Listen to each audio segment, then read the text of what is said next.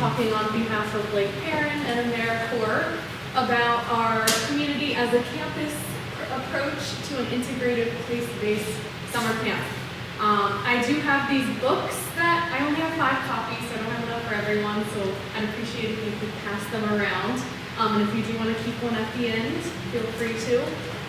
But we created these books in partnership with the studio of Sandra Maximin. And it's kind of what I'm talking about on the screen, but it's a book that we've been giving to our stakeholders and funders that kind of summarizes the successes of our 2021 summer camp. But before we go on, a little about myself. My name is Camille Kauffman. I am she/her pronouns. I am the outreach coordinator as well as the AmeriCorps Vista at Lake Paran. Does everyone know what AmeriCorps is? Or has heard of it before? So it's kind of like... Yes. Hello, okay. AmeriCorps is kind of like a domestic Peace Corps. So I moved here in 2020, in August of 2020, to perform an AmeriCorps Vista service here at Lake Paran. This is my 2nd year of service, so obviously I'm enjoying my time here in Vermont and my time at Lake Paran especially. I was originally hired to put on environmental education and outdoor education programs at Lake Paran, as well as increase the capacity of programming beyond just the summer year. I know a lot of people here have fond memories of swimming at Lake Paran. And I'd love to hear stories if we can connect after. But really trying to utilize our new space, which is the new lake house that was built about 5 years ago. And that includes our great room and licensed commercial kitchen, and just expanding the capacity of that space beyond just the summer. So that's kind of my role at Lake Paran. I have a background in outdoor education, community outreach, and environmental justice. I graduated from the University of Delaware in 2019 and did a couple of fellowships and internships in outdoor education beyond that graduation. And then in the midst of the pandemic in August 2020, found this position at Lake Paran. And what really struck me was the community outreach aspect, as well as blending the environmental education. So I really enjoy my time here at Lake Paran, like I said before, and I feel pretty welcomed into the community. I'm a transplant, I'm fairly young, but yeah, I'm enjoying my time, and I'm glad that the community has welcomed me so far. And now a little bit about the work that I'm doing at Lake Paran and the camp that we put on. So during the summer of 2021, in response to the community's need for enriching recreation, environmental education, and social summer programming for Bennington area youth, Lake Paran, in partnership with Village of North Bennington organizations, including Highland Hall Gardens, Bennington College, Meals on Wheels, which kind of relates to North Bennington. We put on an 8-week school-age outdoor camp that utilized community as a campus. So instead of reinventing the wheel, we kind of put all of our organization's resources together in order to create a campus-like community. And the Village of North Bennington is so small that we're really able to leverage each of our unique resources to make a place for youth that was enriching, as well as a fun place to be in the summer, and also increase social emotional learning, emotional, physical well-being as well. So a little bit more about the camp. So, like I said, the 2021 season was 8 weeks throughout the summer. Each week was specified into a unique theme for the camp regarding place-based education and environmental nature outreach. 75 children from the community attended camp that summer. Those over 50% came from the town of Bennington, as well as a little over 25% coming from Bennington County as a whole. And that was really our main outreach target to really impact Bennington youth. But we also had some kids come from upstate Vermont, as well as New York City, and other places in the United States. So that was really special that we were able to share our village with people, not only who haven't been to Lake Paran in the village, who live in Bennington or Pownell, but also other places in the United States. The ages of the campers were 5 through 12. We split up each week based on the developmental ages of the kids. So kids 5 through 8 one week, the next week being 8 through 12, or 5 through 7, then 8 through 12 the next week. And then at the end of the camp, we kind of just combined all the ages in the last few weeks, and we actually found that really effective because a lot of the older kids would take on kind of a mentor role for the younger little 5-year-olds, and we really liked to see how that worked with the different developmental ages. So this year we're going to just combine all of the campers' ages, and that way that we can also increase accessibility to everyone. One of our highlights of camp was that 20% or 1 in 4 of the campers attended on a full scholarship provided by different organizations, including Agnes Lindsay Foundation, United Way of Rutland County, and Vermont Children's Trust. So accessibility is a huge component of camp, making sure that kids are able to access camp regardless of socioeconomic background is a huge highlight and something that we really want to emphasize for our camp. So that was really great that we were able to admit 20%. This year we'd like to admit at least 1 in 5 kids, or 25%. And then finally, we were awarded, Lake Paran was awarded $31,000 through Vermont After School. The program was funded through the public-private partnership of After School Vermont Summer Matters for All grant. That was leveraged through the Senator Bernie Sanders and Governor Phil Scott's office. And with that money, we were able to fund our staff. We had 2 college environmental educator leads, one of those being from Bennington College completing his fieldwork term. We had 2 junior counselors that were high school age that were able to complete professional development experience and leadership as well. And then we also had a bunch of consultants. For example, we hired Southern Vermont Natural History Museum to come down each week and do a presentation with their live animals. I like to always brag that we had the only mammal in captivity that is legal in Vermont to come to our camp. That's a possum. So Southern Vermont Natural History Museum brought a possum every week. And that was really cool to be able to incorporate different community members, as well as consultants from Highland Hall Garden and Bennington College.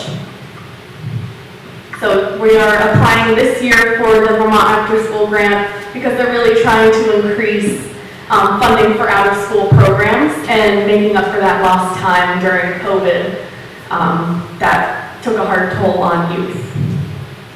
So a little bit about each organization that was involved in the camp. I'll talk a little bit about Lake Paran because that's where I'm talking from, but obviously Lake Paran's role in the camp was recreation and outdoor education. Our mission is to be stewards of the local environment and bring the natural beauty of southern Vermont to people of all backgrounds while also providing healthy outdoor fun. So you can see here in these pictures different We did a lot of pond dipping, so searching for fish in the water. There we go. Off our new dock that was funded from last year. This was one of our environmental educators looking at insects with the kids. And then we did some boat races, we went canoeing, walked on the Robert Frost Trail. So it was really a great time. One of the reasons why we started the camp and was kind of why I was hired as well was due to the gap of outdoor education programs in Bennington. I'm sure a lot of you are familiar with the One World Conservation Center that closed, and they were big on conservation, nature education. So my supervisor and the board members of Lake Paran really saw a role and a niche that needed to be filled in Bennington. So we're trying to step up and become that outdoor education organization in Bennington. All right, and one of our partners from the village was Highland Hall Gardens. They were focused on teaching about food systems and community gardening. Each afternoon, campers would walk over to Highland Hall Gardens and learn and work in the community garden directed by the garden coordinator that summer. And then learn about education in food systems and learning about where their food came from, being able to try fresh harvested carrots, and at the end of each week to really facilitate that community-minded and campus way of thinking, we had a picnic where the kids would harvest a salad and they would make it for their families to join in on and talk a little bit about what they learned for that week. And this is actually part of the picnic, this picture here. So that was a great way to kind of wrap up the week and also show families what we're doing and what these kids are learning. And I don't know if I mentioned before, but one of the things that is really unique about our model of community as a campus is that the village is so small that everything is within walking distance. So that's really important for accessibility as well as our unique model. Highland Hall Gardens had a unique partnership with Meals on Wheels, so that honed in on the food justice and farm to plate aspect of camp. One day a week, campers would take a bus via DeFore tours to prepare foods that they harvested in the gardens for seniors that are part of the Meals on Wheels program. Now, due to COVID, the kids couldn't exactly always prepare food in the kitchen because it was a hazard at times. So they did a lot of, you can see here, cleaning, different things that the staff of Meals on Wheels couldn't always get to. They brought over produce from Highland Hall Gardens to harvest there and glean. And they did a lot of peeling of peas. That was their biggest thing. But we also learned about closing the loop on food systems in Bennington. So where is their food, where is it grown, and then where is it processed and distributed in the community and for different community members. So that was a really important part of our system of community education at camp. Bennington College. We worked, like I said, with our camp counselors, was a field work intern, but we had weekly nature hour for the kids. So they would teach about citizen science and learning how to monitor for local birds. They did bird banding, nature walks. You can see here, they brought insects that were pinned from the professional faculty biologist Blake in his lab. And then he also brought an intern who was a student at Bennington College to also teach, and she could get her field experience as well as leadership, professional development. Something that's really funny is they would bring cockroaches, like giant cockroaches every week. And the kids would be very scared at first, but then they would allow for the kids to hold it or put it on their body. Some put it on their forehead. And the kids, they got used to it. And they found a new appreciation for insects and different biodiversity that's in the community. So that was definitely a highlight of camp. and something that we found important to bring into as part of the STEM learning. So why did we put on this camp? There's a lot of different camps in the community of Bennington, but when I first started my service in August of 2020, the first thing I did was do a lot of different community assessments and needs assessments for what the community needs. So I found different areas that matched how we thought of the camp, and those being childcare. So in the 2018 Citizen Survey for the town of Bennington, programming for youth did not meet 46% of the respondents' expectations, and the availability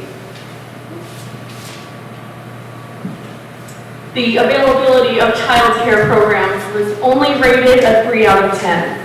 So childcare, we know that childcare is often a barrier for families.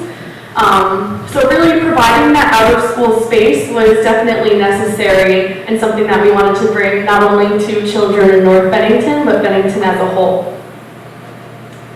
Environmental education, like I said before, there really isn't an outdoor education center located in Bennington anymore. I completed a survey to Lake Paran members as well as different community members in North Bennington when I first started service, and 94% of responses confirmed that they would use out-of-school programs if they were available, and this is huge. 100% confirmed that they would send their children to a program that focuses on environmental education, and 100% believed that environmental education is important for childhood development. So really being outside in nature is a huge learning aspect for children, and it really helps them with the out-of-school time, and lost learning throughout COVID as well. Recreational opportunity. Lake Paran is known for being a recreational facility, so we really wanted to hone in on that. That same 2018 Citizen Survey community expressed that 40% of residents do not believe the recreation services in Bennington meet their expectations. We also know that the community needs better recreational assets, as well as the fact of the benefits of spending time in the outdoors and recreating for kids, including increasing vitamin D levels, children's activity levels double, self-esteem and mood heighten, and concentration is increased, especially among children with ADHD. So there's a ton of benefits to being outdoors and recreating, being active, especially in the summer. Finally, food insecurity solutions. 83% of public school students in Bennington qualify for free and reduced lunches. We provided free lunches and snacks to every camper through the Abbey Food Group, and we also were able to teach about food insecurity solutions through our partnerships with Highland Hall Garden and Meals on Wheels. And the Food Bank of Bennington provides for 12.6% of Bennington County families. So there is a real need, especially for teaching young kids about how where their food comes from in the community and how they can eat healthy and nutritionally. So with all those, we decided to put our heads together in the community of the village of North Bennington and make a camp that addressed all of these needs. So our program was, like I said, it's a community as a campus, and that involves our model of place-based education. So place-based education is an immersive learning experience that places students in local heritage cultures, landscapes, opportunities, and experiences, and uses these as foundations for the study of language, arts, math, social studies, science, and other subjects. So the students and campers were really able to explore the village and transform wonder to understanding, like you can see in this model here. And expanded thinking and action in making real-world decisions.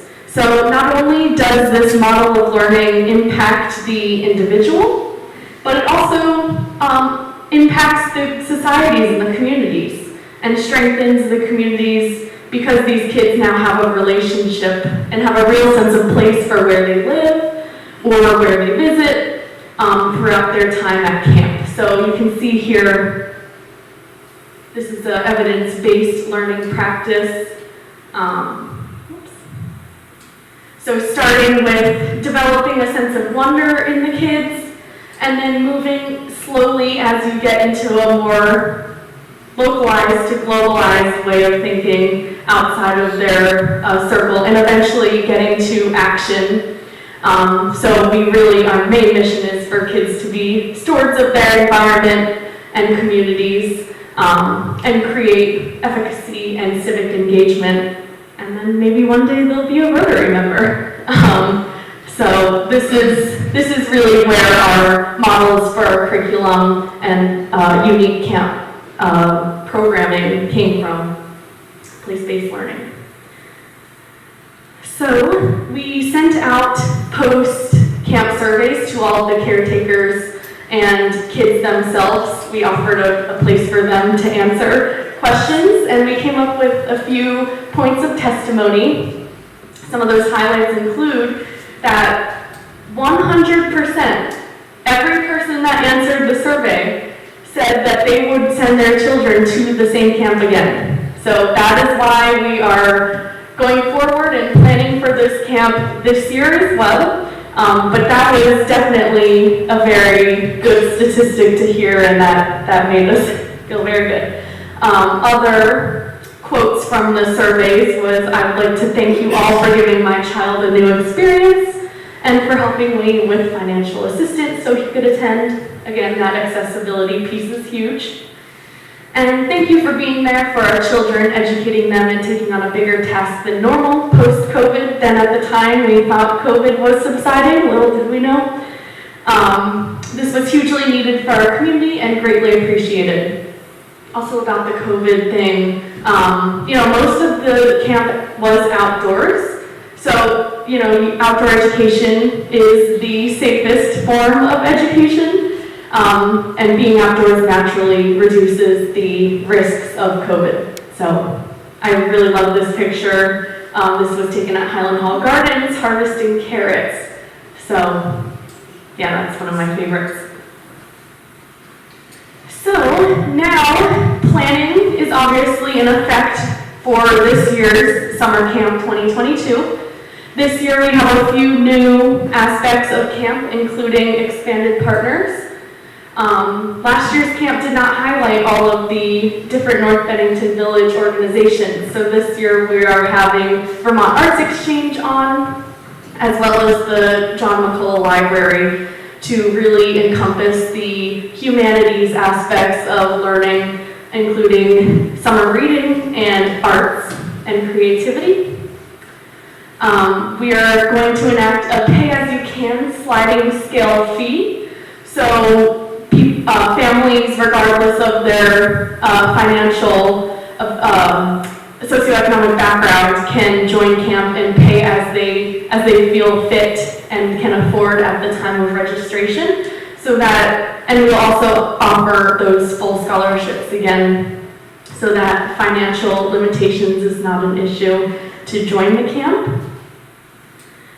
Restorative circles. So to really hone in on social emotional well-being for kids, which is a huge emphasis point these days in the learning community, we are going to have restorative circles put on by my supervisor, who works in restorative justice at Bennington College. Restorative circles, basically you sit in a circle and talk about your feelings and really strengthen relationships with other camp members as well as the community. So we'll have one at the beginning of each week and the end, and that will really ultimately strengthen relationships. We are expanding slots, more camper slots per week. Last year we had about 12 to 15 spots per week. This year we're opening it up to 20 spots. And then ultimately more fun. I've talked a lot about out-of-school learning and place-based learning. But the main goal of camp is to have fun in the summertime and in your community and with friends. So we're going to try to incorporate more fun, whether that be more swimming, which was the best part of camp according to the campers from last year, but also just being able to be a fun place to be and making that note. So that is what we have in store for this year's camp. And yes, that is pretty much my overview as a community, as a campus model. I really enjoy working on this project, and if you have any questions, here is my contact information, lakeparanvista@gmail.com. We are hiring for a recreation coordinator and lifeguards and camp counselors. So if you do know of anyone that might be interested, refer them to our website, lakeparanvt.org, or my email. Just a little plug there, but thank you all for having me, and I hope you learned something new about North Bennington, and thank you. Camille, do you have individuals who sponsor camperships or scholarships, and how do people go about doing that? And what's the total amount per kid per week? Yes, so per week it's $250. Last year it was $200. This year it'll be $250 is the total tuition price.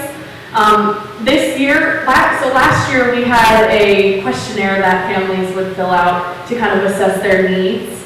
But this year we're not going to have that, so it can really be anyone, and they can pay as they feel is best at the time.